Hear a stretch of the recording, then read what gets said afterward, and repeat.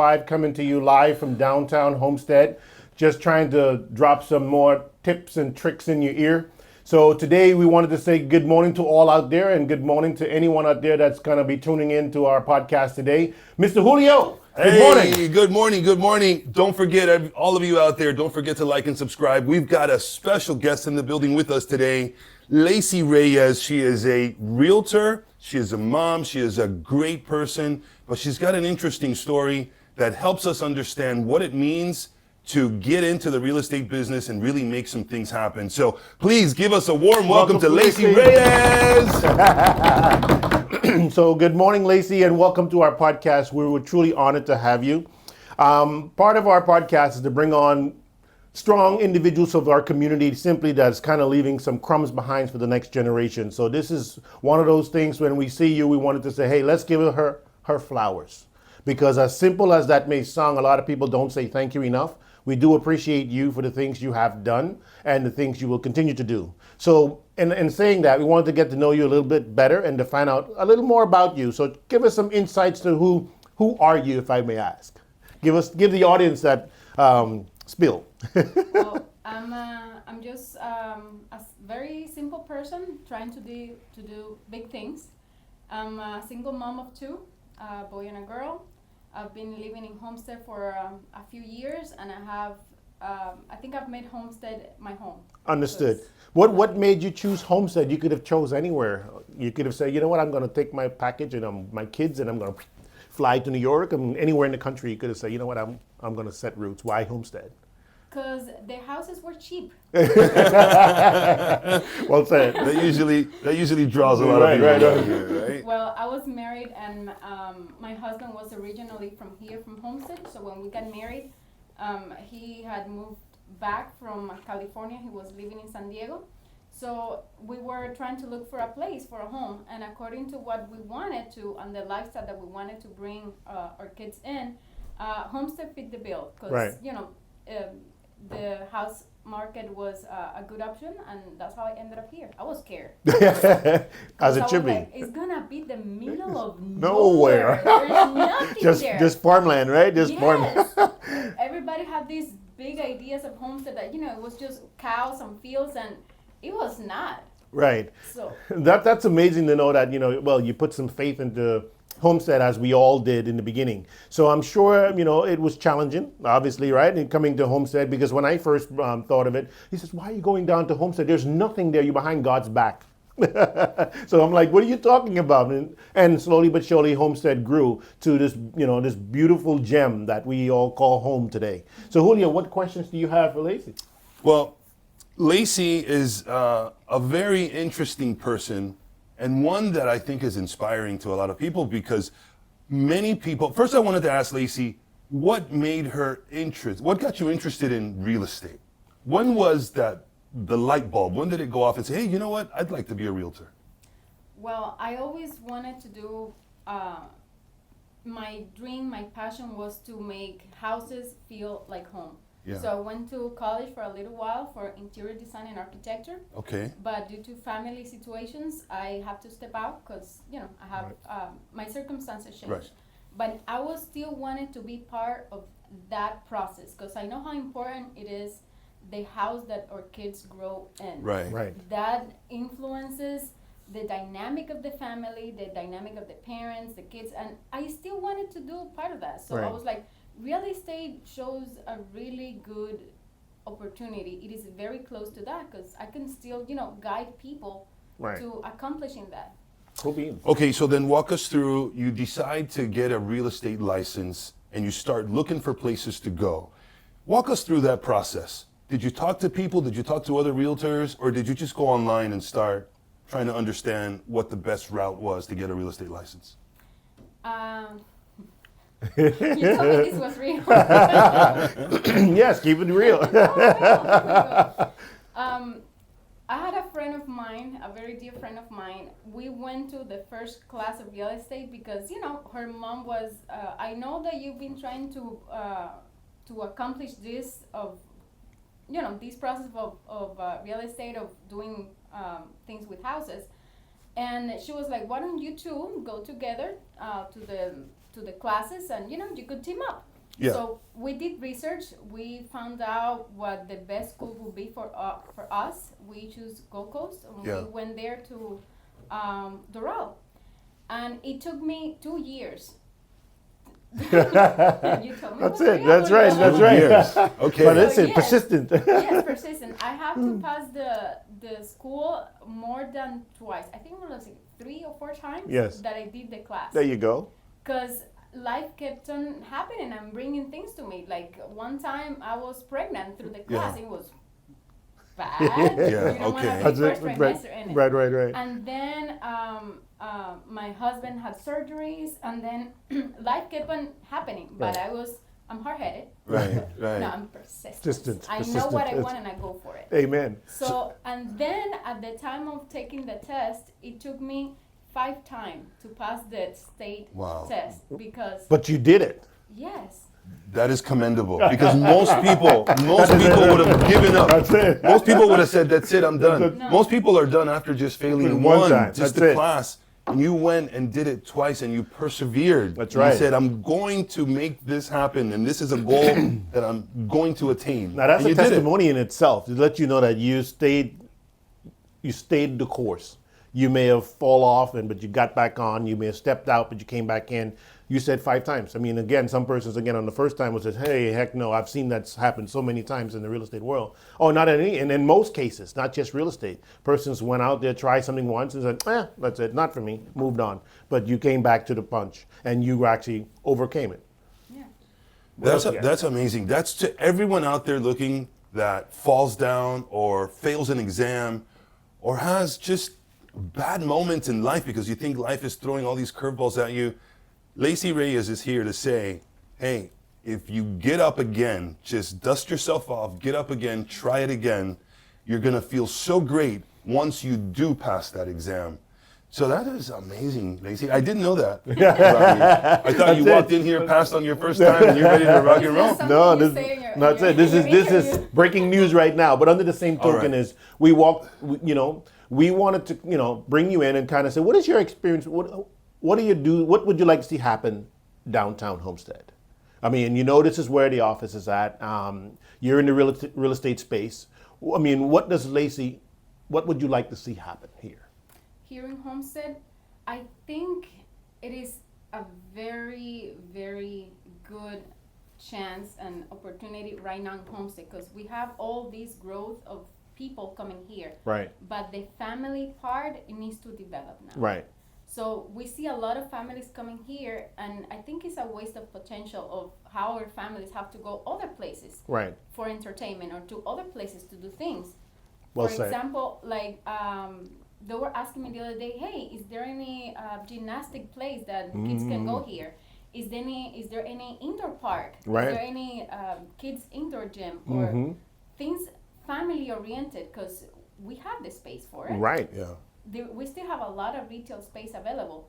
It's just I see it like that as a waste of potential right now. That Right. we're not taking advantage of that. Like business owners could take an opportunity in that because Right. kids need places to go. To go. So now we have all of this influx of people coming in, but they still have to travel north for the good stuff, all the fun stuff for the kids to do. And I've always said that we used to have a skating ring here back in the day. We used to have the bowling alley. We now still have a bowling alley here now, and the movie theater. However, we need more constructive things for the kids to do so they can stay out of trouble in most regards, right? And safe environments. So I feel that now they're bringing this new stadium, the soccer stadium that's going to be on the rise, that's coming in, and it's going to be world class. I don't know if you knew about that, but that's happening soon, where it's going to be. She knows about it before you know about it because she's a real estate agent. She's a professional. She reads There you up on go. all of these things. So hey, tips and tricks out there. So knowing about those stuff that's coming here, and also we still need more of it, especially more fun things for the kids to do. The parks needs to to be looked at and says, and I'm sure they have it in budget and their whatever earmark funds to kind of revitalize the parks to kind of maybe make something like that happen. So give us a little more insight. I mean, what would you like to see? What crumbs can you leave for the next gen? You've been through the process of taking the class. You became an agent. You understand the roller coaster ride. Now you're learning about the goods and the bads and what can you do better. What if I had done this differently, maybe this would have happened. Do you have any of those stories you can share? And Demetrius, if I can add to that question, one of the questions many people out there have when they're getting into real estate, when they have a job, Right. you know, how does that transition work? Because I know as a real estate broker, you don't see fruits of real estate unless you give this full time. You've got to give it your full attention. There's no way you're going to have success if you've got a 9 to 5 and you're also trying to do real estate full time. And Leisy can speak a little bit more on it because she has recently made some of those transitions. Right. So we all have the same amount. Can you of come a hours. little closer to the mic, please? Okay, all right. We all have the same amount of hours a day. Right. So what we have different is the effort and the attention we give to each of the aspects of our life. Right. So if we have a 9 to 5, we're gonna put a lot of energy as because we want to do good in our job, right? But if you want real estate is gonna be an expression of the effort that you put into it. Because things Agreed. don't happen. People are not gonna knock on your door to, hey, I want you to sell my house. That's it. No, it don't happen. So if you have to do the work, you have to do the legwork, you have to invest a lot of time and resources and energy into it. So you cannot do that successfully while having a 9 to 5. Some people have done it, but it takes them longer. Right. It takes them way longer to get on a full-time real estate. So what about training? If you're a new agent and walk into a brokerage, you know, you're new, you're fresh. What is it that you feel you need the most in order to go out and adequately provide service? And this is for that person who's out there thinking, hey, I'm going to become a real estate agent and I'm going to become a millionaire overnight. And it typically, it doesn't happen that way, right? So what do you tell a new agent that's thinking about becoming a realtor? Once you get with the broker, what happens next? So I think they first need to work on their mindset. Real estate is not something that is gonna be like your 9 to 5 that they're gonna tell you what to do. No, it depends a lot on you, on what you want your brand, your career to look like. So as a new agent, what I will do is I would research what the companies are, what training, what support do they offer. Because not from what I've always been in the same brokerage, but from the experience of other agents here in other companies, they don't have that support. They're like, Right. what do you mean I can do this? And it's not just the support of the company or the brokerage itself, but here in my case, I have you, and you have having you here provides me access to all of the people that you know, to Yeah. all Right. of the resources. Right. Yeah. So the people that I have around me are gonna play a big, huge role on that, because it opens doors that 100%. you didn't have. So here at Avanti Way, with the broker Julio Guzman, you feel supported? Of course. You feel yes. that you've got the education that you need to give you the confidence to go out and provide service? All the time. And for example, one thing that I love to do before presentations, when I first started, I would go talk to Julio. I would tell him, hey, I have this. So Julio would do the whole sketch for me. He would do the whole, I love it. He would do the whole presentation. I would say, like, he would include like his expressions. That's right. We're gonna put the paper here. That's we're gonna sit it. down Role here. play. Yes, the whole, and it That's helped it. me tremendously, because when you're paying attention to those things, we all know real estate school doesn't teach you Right. how to work in the field. Right, and that's At the all. real world conversation. Real estate right? school doesn't teach you how to make money. Right. It like teaches most you- schools, right? Yeah, it teaches you how to pass the exam. The rest is on you Right. and the people that you have around you. So here, I feel safe because Julio will be, hey, do this, avoid that, like be careful. Right. Like he's taking care of me not just as an agent, Right. but as a woman. 'Cause Right. sometimes I might not see, Right. possible dangers, but Julio is there. That's right. Yeah. The possible pitfalls, right? Yeah, And the don't- things, Yeah. The real stuff that happens out there in the real world, even being in the agent space, you tend to be mindful. And sometimes you don't want to be blindsided by anything. So therefore, having yourself on Yeah. board tends to show that, hey, this is the reason why you're a part of this bubble, right? Yeah. And good job. Lacey, and coming from a 9 to 5 and transitioning to full time, it's hard, it's scary. It's not as easy as some people think it is, because you've got these hurdles and you've got these responsibilities that you have to deal with. And these bills, They don't take time. They get there every first of the month. They are right. there. So, given that real estate is more of a transaction-based business where you've got to close, you got to rent something, you got to sell something in order to get paid, how does that make you feel, and how has that worked out with your family life, and the responsibilities that you have? Well, sometimes I am like, what was I thinking?